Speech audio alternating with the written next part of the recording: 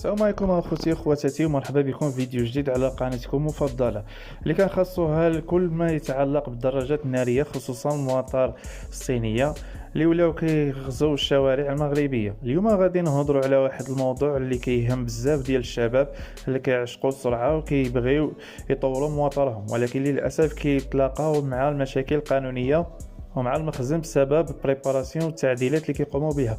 في هذا الفيديو غادي نفسر لكم بالتفاصيل شنو هو بريباراسيون، علاش الدوله كتشن حمله صارمه على الدراجات المعدله، وكيفاش تقدر تفادى المشاكل مع البوليس بطريقه قانونيه وذكيه. غادي نعطيكم نصائح والحلول العمليه باش تحافظوا على موتوراتكم وتجنبوا الحجز والغرامات. ما تنسوش الاخوان، الهدف ديالنا هو اننا نوعيكم ونساعدكم تحترموا القوانين وتحافظوا على السلامات الطرقيه، وفي نفس الوقت تستمتعوا بالقيادات المرور ديالكم بامان. فقبل ما نبداو، الا كنت اول مره كتشوف القناه ضغط على زر الاشتراك وفعل الجرس باش يوصلك الجديد، ودير لايك واذا عجبك المحتوى.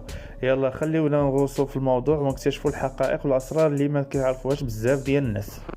بلا شك مستحيل تشري موتور شينوا ما تفكرش تبريباري.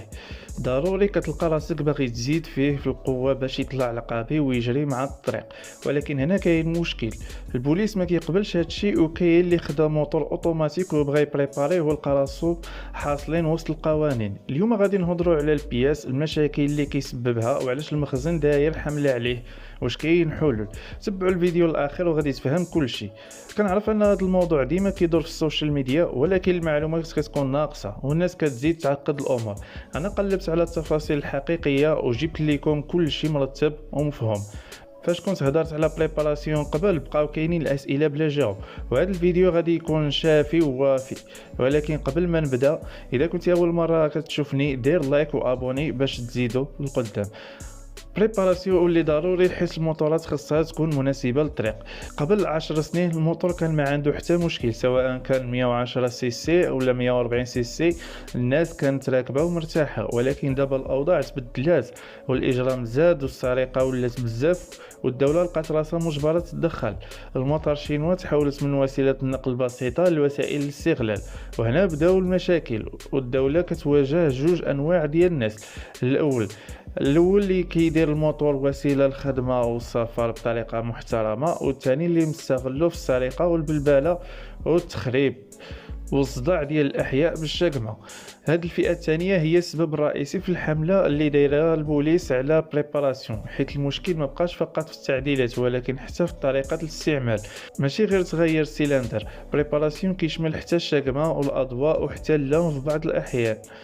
ولكن شنو السبب الحقيقي اللي خلى الدولة تضيق الخناق على الدراجات؟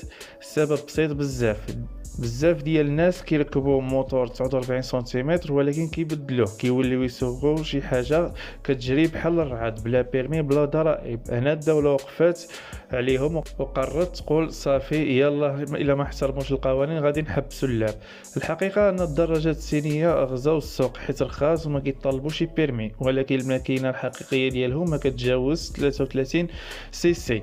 هنا كيدخلوا التجار والسكليسيه وكينوضوا يلعبوا بالكبير ويديروا التعديلات السحريه باش الموتور يولي صاروخ على الطريق. هذا اللعب هو اللي خلى البوليس ينوض يخدم بجديه، حيت السرعه المفرطه كتهدد الحياه الناس، والمجرمين بداو كيعتمدوا على الموتورات المعدله للهروب من السدود الامنيه.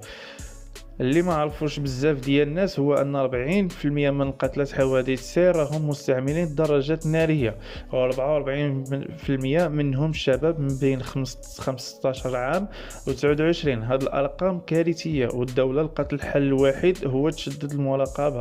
والبوليس دابا ديما ناشط، والبراجات في كل بلايص. الا شدوك بموتور غير قانوني راك غادي تخلص غرامه والموتور غادي يتحجز. ولكن المخرج، الا بغيتي تخرج موتورك من الحجز خاصك تخلص 200 درهم ديال الديباناز وتجيب توصيل شراء سيلندر قانوني.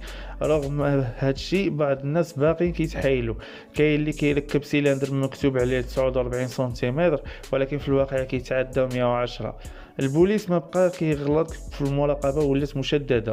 هنا خصك تسقسي راسك واش تخاطر. خاص الواحد خصو يكون قانوني، اما تدوز بيرمي وتكون مرتاح، واما تخلي موتورك ستاندر وتهنى من المشاكل. كاينين جوج الحلول. الاول دوز بيرمي ب 2000 درهم وصافي، وبهذا تولي قانوني 100% وتسوق بلا مشاكل ومرتاح مع راسك. والثاني اذا كنتي غير كتهز السخرة في المدينة خلي موتورك عادي حيت السرعة كبيرة ماشي ضرورية. اما بخصوص موتور 125 سي سي فغادي نوليو سوقوه بالبيرمي بي ديال الطوموبيل. المهم الخلاصه تلقاو الموتور هو وسيله رائعه، ولكن باش تهنى من البوليس خاصك تحترم القوانين. دابا السؤال لكم، واش كتشوفوا ان الدوله خصها تجبر الجميع على بيرمي؟ جاوبوني في الكومنتات ونتشافوا في فيديو جاي.